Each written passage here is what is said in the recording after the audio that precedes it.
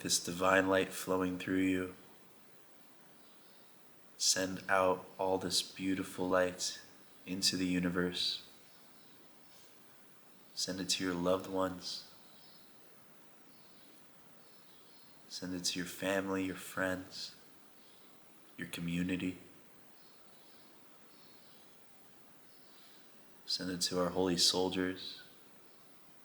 Send it to the captives. Send it to every single yid in the universe, wherever they may be in this world.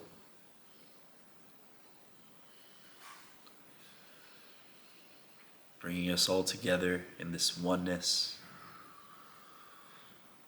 We are all one.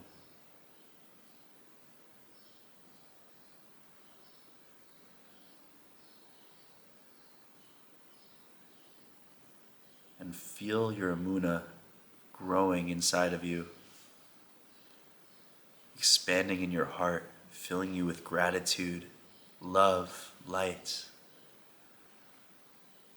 Hassidut, unity.